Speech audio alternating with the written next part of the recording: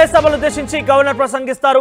అయితే గవర్నర్ ప్రసంగాన్ని అడ్డుకుంటామంటూ వైసీపీ చెప్తోంది. జగన్మోహన్ రెడ్డి కూడా చెప్తున్నారు గవర్నర్ ప్రసంగాన్ని ఎట్టి పరిస్థితుల్లో అడ్డుకొని తీరుతామంటూ జగన్మోహన్ రెడ్డి చెప్తున్న పరిస్థితి కనబడుతోంది. ఇక సభలో వైసీపీ వ్యూహం ఏంటనే దానిపై పెద్ద ఎత్తున ఆసక్తి నెలకొంది. ఇక వైసీపీ హెచ్చరికల నేపథ్యంలోనే అసెంబ్లీ ముందు మార్షల్స్ భద్రతా సిబ్బందితో మార్షల్స్తో భారీ భద్రత పెంచారు. ఇక సభ వాయిదా తర్వాత బీఎస్ సమావేశం ఉంటుంది. ఆ సభ ఎన్ని రోజులు నిర్వహించాలనే దానిపై బీఎస్లో చర్చిస్తారు. ఇక 3 నెలలకు ఓటానికి బడ్జెట్ ప్రవేశపెట్టబోతోంది ఏపీ ప్రభుత్వం. మరో 3 శ్వేతపత్రాలను కూడా ఈ సమావేశాల్లో ప్రభుత్వం ప్రవేశపెట్టబోతోంది. మధ్యాహ్నం 2:30 టీడీపీ ఎల్పీ బీటీ కూడా ఉంది. సో మొత్తం మీద అసెంబ్లీ సమావేశాలు స్టార్ట్ అవుతున్న నేపథ్యంలో పెద్ద ఎత్తున ఉత్కంఠ రేపుతోంది. సో అటు జగన్మోహన్ రెడ్డి మాత్రం గవర్నర్ ప్రసంగాన్ని అడ్డుకొని తీరుతామంటూ కూడా ఆయన హెచ్చరికలు జారీ చేస్తున్నారు. ఈ నేపథ్యంలోనే మార్షల్స్తో భద్రతను పెంచారు. అసెంబ్లీ సిబ్బంది మొత్తం కూడా అక్కడ అలర్ట్ అయింది. సో ఈ నేపథ్యంలో ఏ రకంగా ఉండబోతాం ఉత్కంఠ రేపుతున్న పరిస్థితి కనబడుతుంది. మీరు చూస్తున్నారు ఆర్టీవీ స్క్రీన్ పైన అసెంబ్లీకి సంబంధించినటువంటి లోపలికి వెళ్ళేటువంటి విజువల్స్ చూస్తున్నారు. సో అక్కడి నుంచి అసెంబ్లీ దగ్గర నుంచి ప్రతినిధి కృష్ణమోహన్ అందుబాటులో ఉన్నారు. Yes Krishnamohan, so AP assembly budget సమావేశాలు ప్రారంభం కాబోతున్నాయి. ఓట్ ఆన్ అకౌంట్ బడ్జెట్ ప్రవేశపెట్టే అవకాశం తెలుస్తోంది. సో వైసీపీ నాయకుల హెచ్చరికను ఏ రకంగా చూడాలి? వైసీపీ నాయకులు ఏం చెప్తున్నారు? మొత్తం మీద అయితే మరి కాసేపట్లో వైసీపీ నేతలు అసెంబ్లీలోకి నిరసనగా వెళ్ళబోతున్నారు. మరి కాసేపట్లో వైఎస్ జగన్మోహన్ రెడ్డి కూడా తమ నేత ఇక్కడికి వస్తున్న పరిస్థితి అయితే కనబడుతుంది. అయితే ఇప్పటికే ఎమ్మెల్సీలు ఎమ్మెల్యేలు గెలుపొందిన వీళ్ళందరూ కూడా ఇక్కడికి చేరుకున్నారు. రోడ్డు మీదకి వచ్చిన పరిస్థితి అయితే ఉంది. అసలు ఏంటి ఈరోజు నిరసన ఏ విధంగా ఉండబోతుంది అనేది మాట్లాడే ప్రయత్నం అయితే చేస్తాం. అసలు ఏంటి కళ్యాణ్ గారు, మీ నిరసన ఏంటి? మీ ప్లాన్ ఆఫ్ యాక్షన్ ఏంటి ఈరోజు?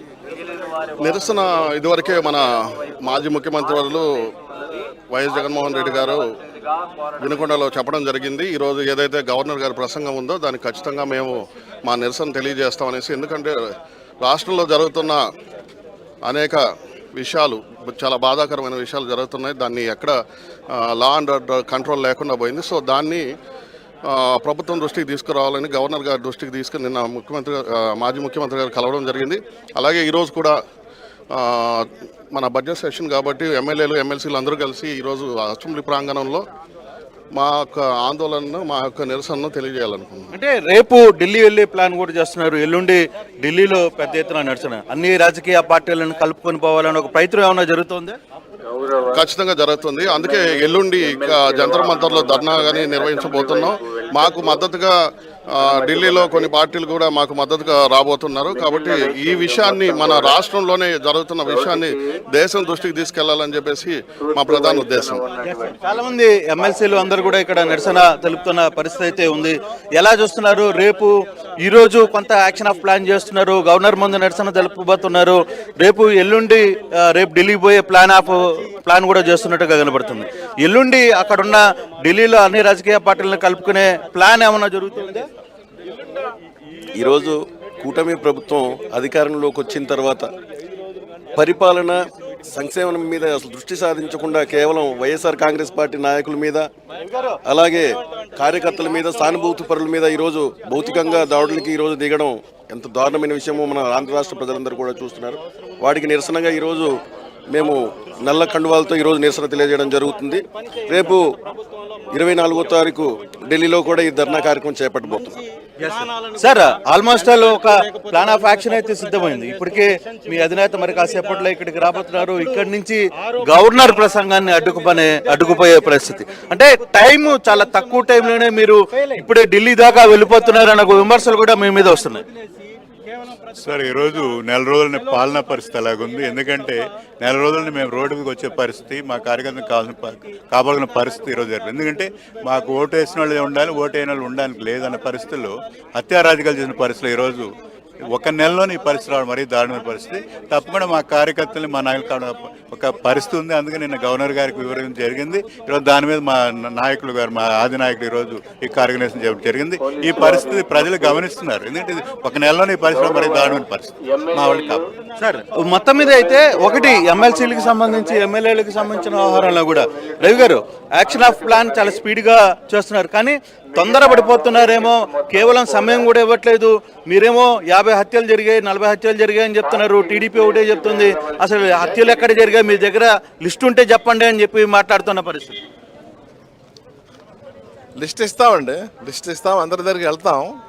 జరిగిన వెంటనే మళ్ళీ పాలిటిక్స్ చేసామని చెప్తారని తీసుకుంటాం, టైం తీసుకుని అన్నీ ప్రూవ్ చేస్తాం. అన్నీ ప్రూవ్ చేస్తే కోర్టు కూడా వెళ్తాం, ప్రజా కోర్టు కూడా వెళ్తాం, ఎట్లాగో అన్నీ జరుగుతాయి. ఫర్దర్గా ఢిల్లీ ఎందుకు వెంటనే ఢిల్లీకి వెళ్ళి నిరసన చేయాలని ఒక ప్లాన్ ఆఫ్ యాక్షన్ ఎందుకు తీసుకుంటారు? ఒకటేమో మనం ఇదంతా ఢిల్లీ దృష్టికి తీసుకెళ్తామని వాళ్ళకి తెలియదని కాదు, కానీ రెండోది ఏంటంటే వాళ్ళకి గుర్తు చేద్దామని. స్పెషల్ స్టేటస్ ప్రస్తుతానికి ఇటువంటి అవకాశం, గోల్డెన్ అవకాశం ఇద్దరికి ఎప్పుడు రాలేదండి ఆంధ్రాకి. బైఫర్కేషన్ ముందు కానీ బైఫర్కేషన్ తర్వాత కూడా ఇటువంటి గోల్డెన్ ఆపర్చునిటీ ఏ పార్టీ కూడా రాలా. దీన్ని చక్కగా వాడుకోండి బాబు అని చెప్పడం కూడా, కనీసం వాడుకోండి, స్పెషల్ స్టేటస్ తీసుకురండి. మనకి చాలా ఉన్నాయండి హక్కులు, బైఫర్కేషన్ యాక్ట్కి సంబంధించిన అవన్నీ తీసుకోమని చెప్పాలి. సో ఢిల్లీ అన్ని రాజకీయ పార్టీలతో కలుపుకునే ప్రయత్నం అయితే చేస్తున్నారా? అందరూ కలుపుకుంటామండి, లైక్ మైండెడ్ పీపుల్ అందరూ కలుస్తారు. సో రాజశేఖర్ గారు ఉన్నారు ప్రస్తుతం. సార్, సీనియర్ నేత, మీరు పార్టీలో చాలా కాలంగా ఉన్నారు. ఇప్పుడు జరుగుతున్న పరిస్థితులు అంటే తెలుగుదేశం ఒక ఆరోపణ అయితే మీ మీద చేస్తుంది. ఉన్న సమయంలోనే జరిగిన హత్యలన్నీ కూడా మా మీద రుద్దే ప్రయత్నం చేస్తున్నారు. దాదాపుగా 50 హత్యలు అంటున్నారు, 75 మర్డర్లు అంటున్నారు. మరి ఆ డేటా ఎక్కడ ఉందో కొంత మాకు కూడా చెప్తే బాగుంటుంది. నిజంగానే అంత జరిగిందా? అప్పుడే మీరు ఢిల్లీ దాకా వెళ్లాల్సిన పరిస్థితి ఏంటి? మీ హయాంలో జరిగిన చాలా హత్యలు కూడా ఢిల్లీ వెళ్ళి మీరు చెప్పగలరా అనేది వాళ్ళు మాట్లాడుతున్న ప్రశ్న. ఇప్పుడు హత్యలు ఎవరి పార్టీ వాళ్ళు ఎవరు చనిపోయారనేది కాసేపు పక్కన పెట్టు. ఇప్పుడు వినుకొండలో చంపినటువంటి హత్య చాలా పాశవికంగా, క్రూరంగా చంపిన మాట వాస్తవం. చూడటానికి కూడా ప్రజలు భయభ్రాంతులు గొలిపేటట్టుగా ఆ హత్య ఉంది.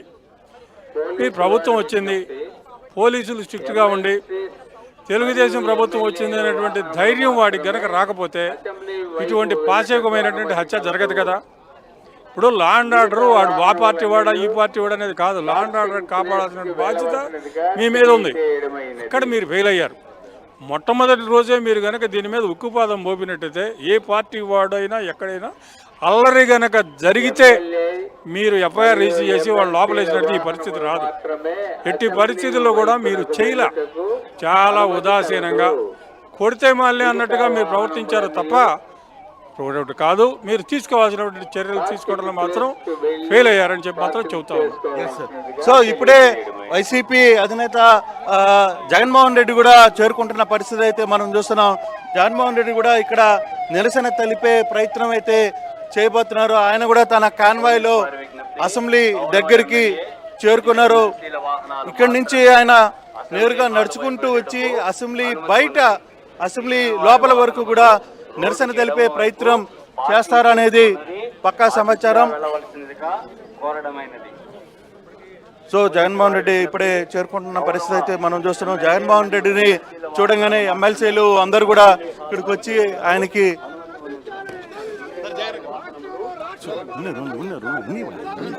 సో జగన్మోహన్ రెడ్డి గారు ఇక్కడ వచ్చి తన నిరసన తెలిపే ప్రయత్నం అయితే చేస్తున్నారు. తాను కూడా నల్ల కండువాని కప్పుకొని తన నిరసన ప్రయత్నం అయితే జరుగుతున్న పరిస్థితి అయితే మనం చూస్తున్నాం.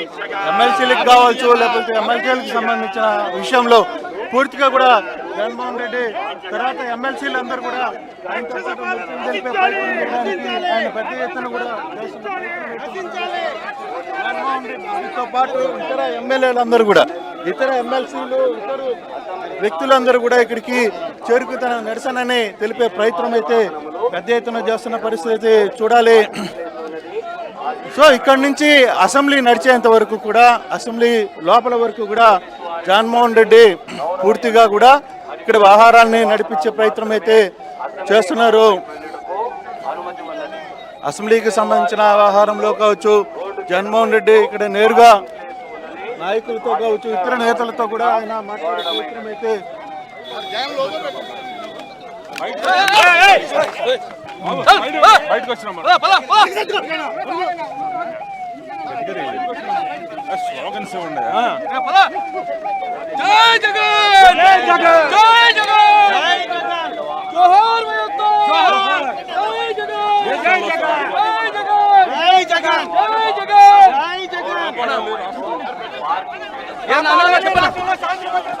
కాపాడాలి రాష్ట్రాల్లో శాంతి భద్రతలను, కాపాడాలి రాష్ట్రాల్లో శాంతి భద్రతలను, కాపాడాలి మన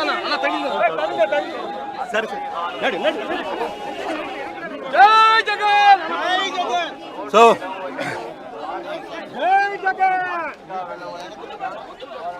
తగిలింది. సో జగన్మోహన్ రెడ్డి ఇక్కడి నుంచి